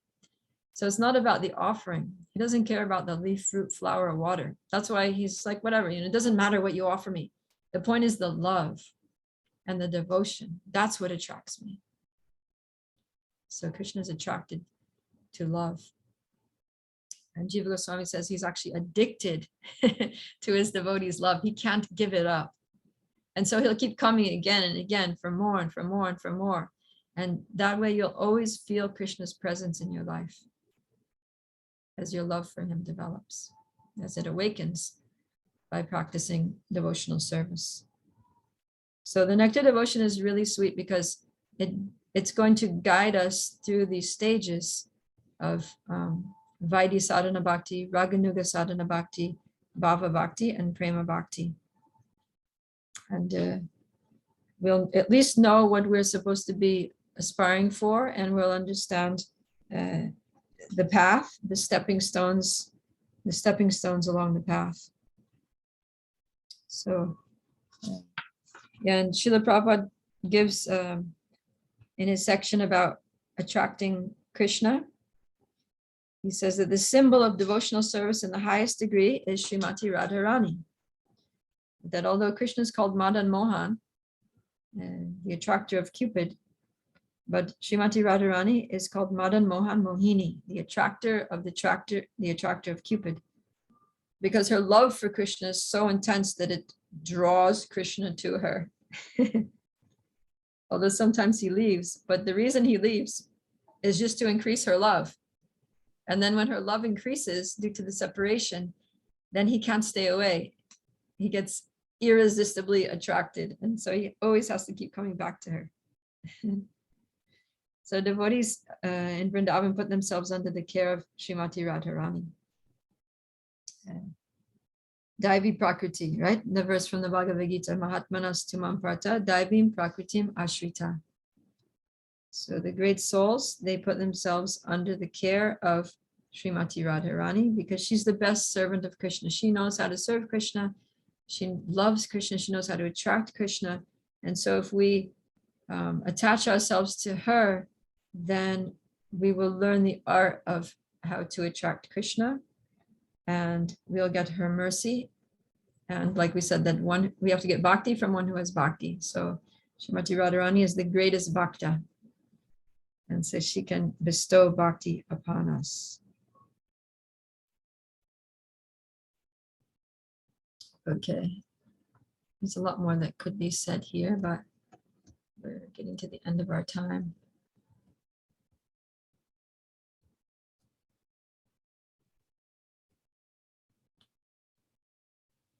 Yeah, see, he's talking about how the Pandavas, Maharaj Yudhisthira, are so fortunate that Krishna lives with them. And so great saints always go to visit the Pandavas because they know that Krishna is going to be there.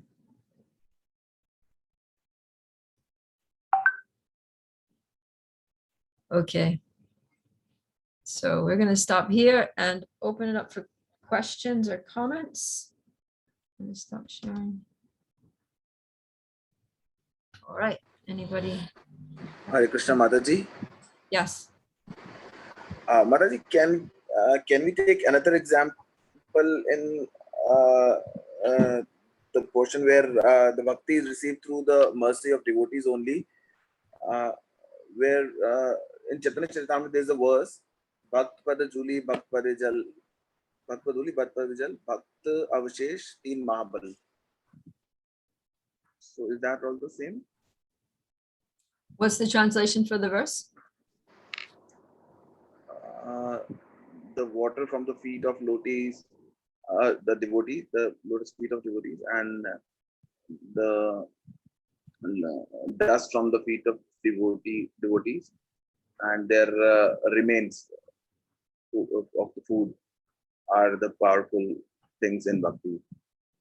Okay, good. Yeah.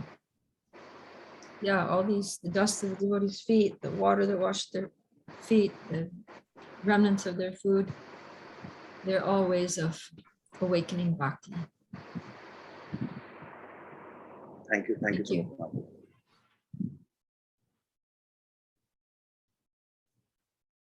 Anything else? Hare Krishna, Mataji, in this question 3 in our open book assessment questions, this one says that we have to explain the 6 characteristics of pure devotional service and at what stages do they manifest.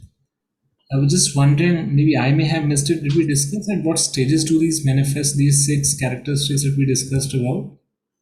Yeah, we're going to talk about that tomorrow. Okay, Mataji, thank you. That comes in chapter 2.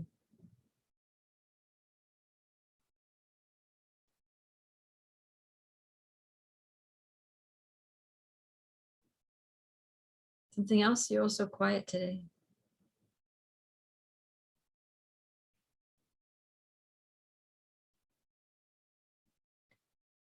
Okay.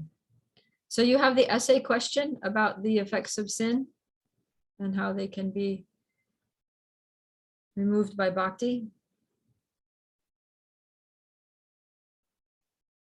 Do you have that?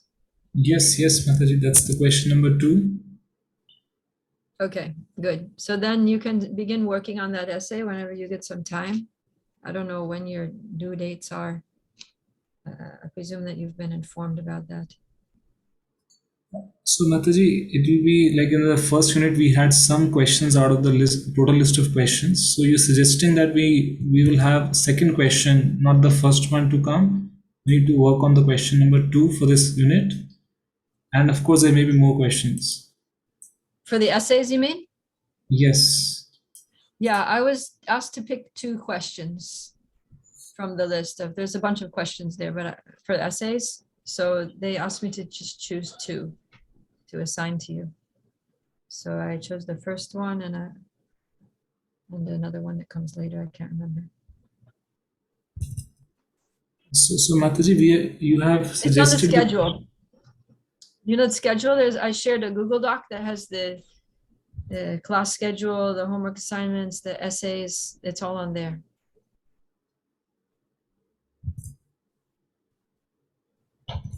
So the essays we are supposed to write, which one would that be? It's not there in the schedule. It's there. Look, I'm going to find it.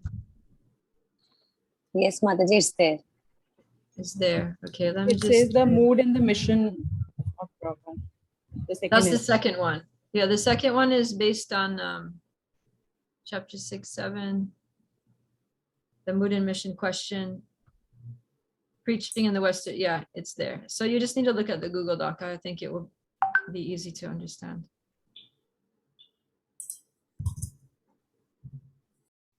Okay.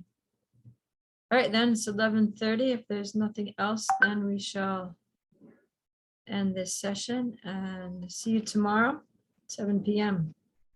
All right. Thank you all very much for coming and for participating and for being